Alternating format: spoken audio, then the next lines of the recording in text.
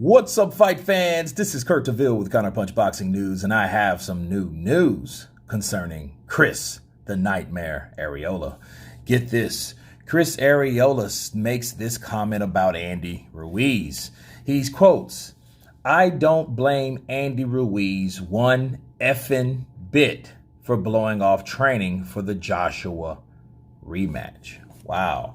We all know that Andy Ruiz shocked the world back in June 2019. Straps, and more straps that he received from Anthony Joshua. Okay, actually, he received 4 belts, including the IBO. A lot of people don't really count that one, but it's still a belt. So he snatched 4 belts off of Anthony Joshua by upsetting him, stopping him, and in 7 rounds. Now, Arreola states this. He says he doesn't fault Ruiz for his previous failures heading into their showdown May 1st at the Dignity Health Sports Park in Carson, California. He said, "I don't blame him one effing bit. He went from thousands to millions in dollars. You think it's not going to change your life or world from nothing to having millions? It will change anybody. And I don't care who you are, especially he wanted it so bad," Arreola told BoxingScene.com. He said, "That being said, now he's going to come ready and he has something to prove. That's why I'll be ready. I'm not a stepping stone for someone." Wow. Okay. Now, let me counterpunch. I think Chris Arreola is speaking from a standpoint of exactly where Andy Ruiz was.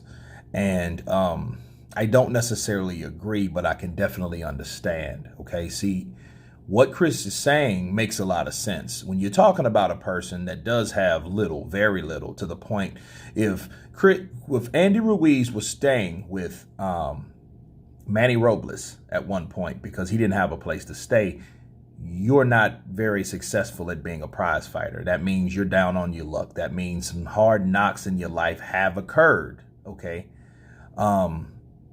That being said, when you do get an opportunity to get millions, now, mind you, you get an opportunity to get millions and then you mess around somehow and win, then your thousands will become millions. Now, the only question is,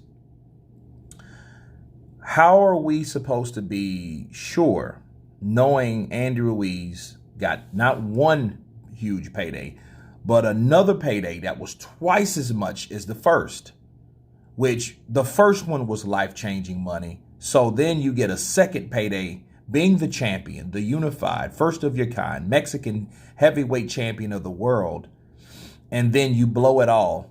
Right in between, you blow it all, you party it all, you do whatever he did.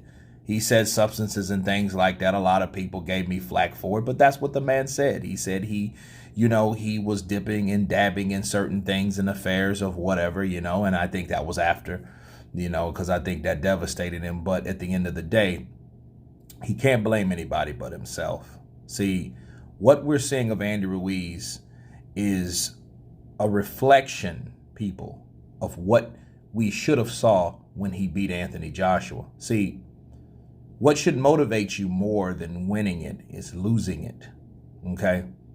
And vice versa. See, Andy Ruiz, even if he would have lost the rematch, he still should have been in the shape that he is right now. See, your success in that matter, I think the success got to his head. The success is the thing that he wanted and he got. So him being off a whole year, or over a year rather, damn near, actually a year and a half. Well, he fights tonight. I get that. But at the end of the day, who's to say he won't get another championship or a big money fight again and fall into the same slump? See, the reason why Andy Ruiz, to me, is on the redemption list is not because he lost. It was because of how he didn't bounce back, on how he did fall from grace and the choices that he did make. We've seen Andy Ruiz go from, hey, I'm thankful, I thank God, to, hey, I'm not doing this, I'm the fucking champ. I'm not going over there. I'm not doing this. I'm not doing that. They got to play on my terms. And he knew that wasn't the case. So you went from thanking God for everything to being prideful. Then start talking smack, right? Smelling himself. He started talking smack. Yes, he did.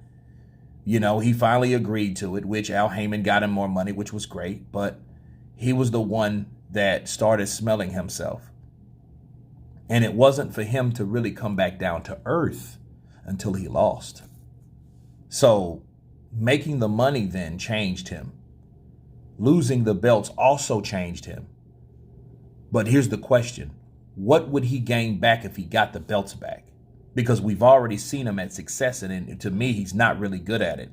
I think the best thing for Andy Ruiz is to always stay hungry, to always put him in a mindset of him to want to be hungry. Because like Marvelous Marvin Hagler said, it's hard to run in silk pajamas. And in Andy's situation, hey, I'm a fat guy. I love to eat, so I'm going to eat. I got money. I got life-changing money. This money changed my life. So I get what Chris Arreola's saying. But not to blame him, because a lot of people came hard on Andy, and they should, like Deontay Wilder, you know, and other guys said he came fat, Teddy Atlas. These guys came at Andy and it was like, yo, what was that? You were almost 300 pounds that night.